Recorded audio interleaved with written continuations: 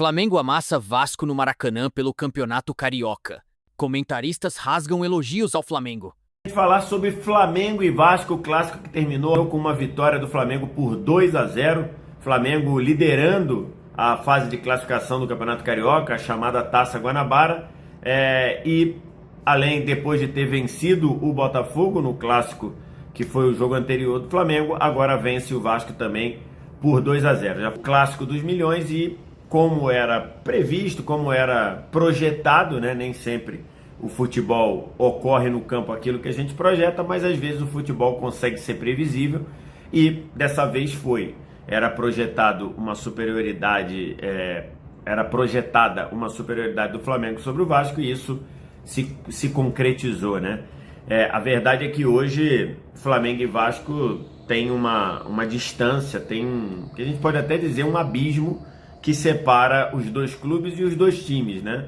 O Flamengo, enquanto clube, muito mais organizado, com uma capacidade financeira muito grande, muito maior.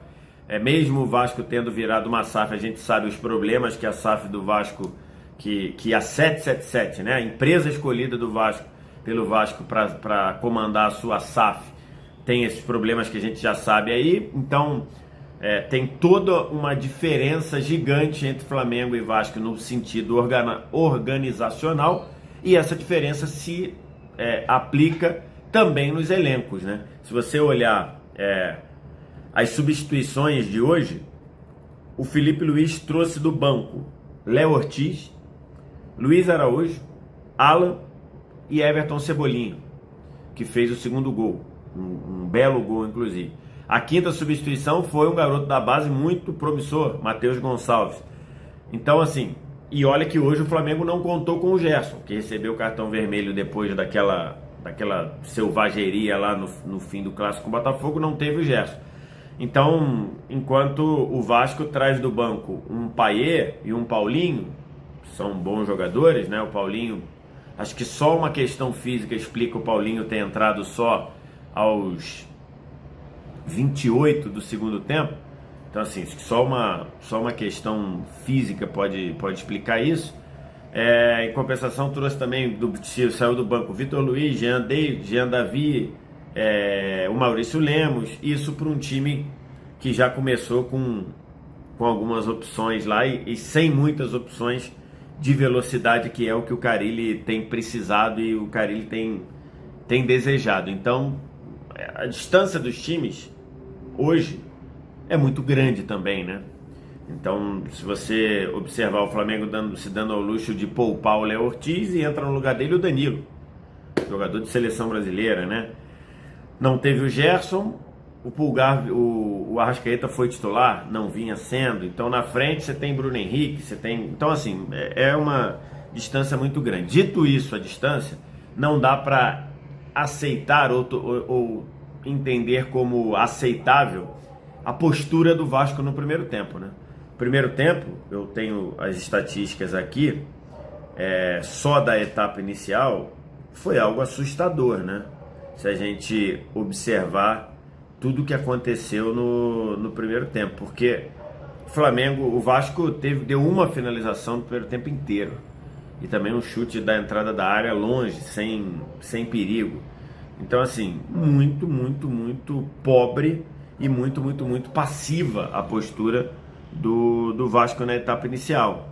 Era um Vasco que raramente ficava com a bola, não conseguia sair jogando, a marcação alta do Flamengo encaixada, aí o Flamengo tinha que quebrar o Vasco tinha que quebrar chutão do Léo Jardim, raramente essa quebrada chegava no Verratti, inclusive Léo Jardim e Verratti chegaram a discutir sobre essa bola longa no primeiro tempo ainda, e aí ficou um famoso bate e volta. O Vasco rifava a bola, o Flamengo recuperava, ganhava a segunda bola, saía para jogar. O Vasco rifava a bola, ganhava a segunda bola, saía para jogar o Flamengo. Então assim, foi um amasso. Logo no começo do jogo, logo com 2 minutos, teve uma jogada do Michael pela esquerda, depois teve uma finalização da Arrascaeta, depois teve uma finalização do Bruno Henrique pro alto, depois teve o lance do pênalti, que o Bruno Henrique bateu, né? O pênalti aos 30 minutos. uma jogada pelo lado direito com o Wesley, com o Pulgar, com o Gonzalo Plata. O Plata entrou na área, tomou um totó por baixo, pênalti. Nenhum questionamento do pênalti, ninguém do Vasco reclamou. O Bruno Henrique bateu, fez 1-0. Logo depois, numa outra jogada de recuperação de bola, um passe mais vertical, se eu não me engano, do Arrascaeta, achou o Varela livre, ganhando o terreno pela esquerda. Ele cruzou, o Léo Jardim tirou mal, o Plata mandou a bola para a rede, o gol foi marcado no campo. Depois o VAR rapidamente verificou que o Varela estava avançado, o gol foi anulado. Então, assim, terminou 1-0 o primeiro tempo, mas era uma superioridade incrível do Vasco. O Vasco do Flamengo sobre o Vasco completamente despassado entre os seus setores. No meio, jogadores ali que pareciam estar meio pesados, meio perdidos, assim, o Hugo Moura mal, o Matheus Carvalho mal, o Zucarello ainda apareceu para tentar jogar alguma coisa, o Tietê sumido. O Tietê hoje nesse time do Vasco, você olha aqui, o Tietê deveria ser um cara para chamar, para tentar ser protagonista, sumido, praticamente não tocou na bola. Coutinho também praticamente não tocou na bola. O Verratti, dava até pena do Verratti ter que ficar indo no choque, no jogo de corpo com o Léo Pereira, com o Danilo, sem conseguir criar nada. Então, assim, um primeiro tempo inacreditável até na postura. O torcedor do Vasco vaiou. Na volta para o segundo tempo, imagino que o Carille tenha dado uma bronca absurda no time.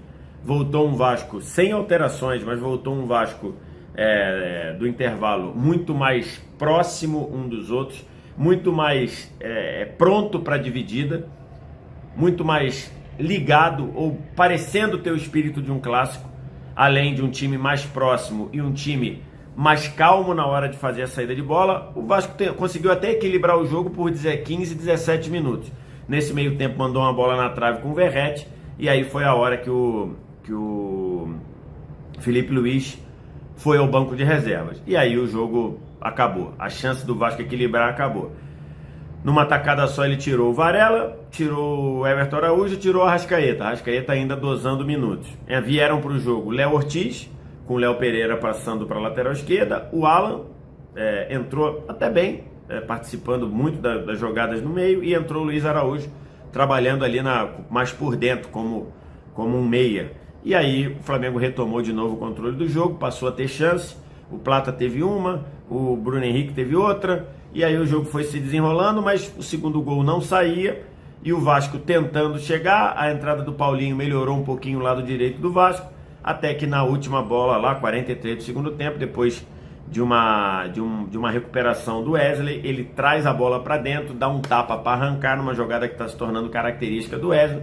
Depois ele tenta driblar, é desarmado, mas ganha a recuperação da bola, mais ou menos na meia-lua, rolou para a esquerda. E o Everton Cebolinha, que entrou aos 26, ele recebe ali, tinha o Bruno Henrique no miolo, tinha o Bruno Henrique no meio da área, e ele decide trazer para a perna direita para bater e acerta o ângulo do Léo Jardim. O Léo Jardim não tinha o que fazer, a bola entrou no ângulo, na parede da rede, não tinha o que fazer. 2-0, um gol importante pro Cebolinha, né? Que em agosto teve uma lesão de rompimento de tendão de Aquiles, que é uma lesão complicada, uma lesão difícil de recuperação. Ele se emocionou, tirou a camisa e tudo. Nesse caso, tirou a camisa, trocou a tirar a camisa por um amarelo, mas tem todo esse contexto do primeiro gol depois de uma lesão grave. E aí o Flamengo matou o jogo e 2-0. Então, o segundo tempo, pelo menos o Vasco mostrou um espírito de um clássico, né? O primeiro, achei o time do Vasco até no sentido de postura muito passiva. O Flamengo é melhor, tem um abismo entre os dois times. O 2-0 acho que ficou até barato pelo volume de jogo do Flamengo. O Flamengo mostrando coisas muito interessantes que o Felipe Luiz quer, de jogadores próximos, jogadores facilitando o passe, jogadores se apresentando para o jogo, linha alta para encurtar o campo, perde, pressiona, tudo isso funcionando bem. Mas imagino que o Felipe Luiz, do jeito que é compenetrado, imagino que ele vai pegar esses 17 minutos ali do início do segundo tempo, quando o Vasco inclusive mandou uma bola na trave com o Verratti, no travessão com o Verratti, né? O Vasco poderia ter empatado o jogo, Bem-vindos ao Troca de Passes, Luiz Carlos Júnior. Fala, Risa! Quanto tempo eu não falo com você ao vivo, hein? Você gostou da olhadinha aqui que a gente deu, aqui que nem o Ed? Você gostou? Olhando para um lado, tocando para você. Gostei. É? Talento puro, né? Tá bom. Vem aí o Troca de Passes no talento de André Rizek. Aí dá aquela viradinha de lado, bacana. Curti. Mas dá pra fugir desse clichê? Luiz, Lédio, Paulo, assim, você olha os times, você vê o retrospecto, o tempo que o Vasco leva sem ganhar do rival, o que foi o jogo de hoje, o que tem sido os últimos jogos. Dá pra analisar esse clássico sem fugir da obviedade que é a diferença abissal dos elencos e não é de hoje isso? Eu acho que não. E completando o seu raciocínio, talvez isso corrobore o que nós vimos no primeiro tempo. Um Vasco muito acuado, muito preocupado. Um Vasco que, um clube de enorme tradição, de uma camisa gigante, de uma torcida apaixonada. Um Vasco que foi pequeno no primeiro tempo, não, Lédio? Boa noite, amigos. Foi pequeno. Foi uma atuação constrangedora do Vasco. Foi humilhante. Mas respondendo ao Rizek, não dá para fugir esse clichê, Rizek. Nos últimos 21 jogos clássicos, o Vasco ganhou 2 do Flamengo. O Flamengo tem o controle de jogo, joga para um lado, joga para o outro. O time vai se desgastando do Vasco. Então, assim, a dificuldade do Vasco só aumenta. Mas, assim, a gente tem que enaltecer o que o Isaac falou. A qualidade do Flamengo é absurda, em termos de técnica, de físico, em termos de elenco. Quando você acha que o Vasco vai colocar o time dentro do campo do Flamengo, o Flamengo vai lá, faz algumas mudanças, com o treinador que sabe o que está fazendo, muda tudo de novo. E aí, Rizek, estamos à sua inteira disposição. Como é que vocês viram a exibição rubro-negra hoje e a maneira como o Felipe trabalhou o elenco? Bom, vamos lá. Primeiro assim, para mim o primeiro tempo é muito ditado pelo que o Vasco escolhe fazer no jogo. Qual é a minha impressão?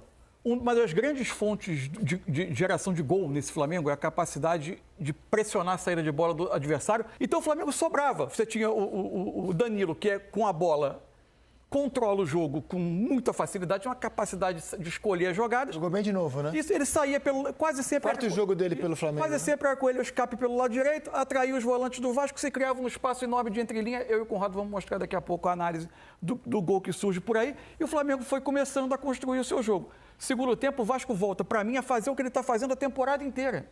Como ele não tem velocidade para ser um time que defende atrás e escapa, porque se escapar, ninguém vai correr, porque não tem jogador para correr. Ele joga com os dois laterais muito altos. Um terceiro homem na saída de bola, em geral um dos volantes, foi o Hugo Moura que foi fazer essa saída. Os pontas do time vêm para dentro, o Vasco tem 4 jogadores por dentro, os 2 homens abertos, e aí desencaixou a pressão do Flamengo, uma forma de construir do Vasco totalmente diferente. A linha de 4 do Flamengo tinha dificuldade de balançar de um lateral para outro, assim surgiu o lance do Verratti, que cabeceia na trave. E aí o Felipe Luiz intervém, porque aí tem uma questão do Flamengo. Não quero me estender muito para não sequestrar aqui a Paula. Só que eu acho que o Felipe Luiz intervém por 2 razões. Uma, quando o jogo precisa de mais saúde, ele, por vezes, precisa mexer em algumas peças, uma delas o Arrascaeta.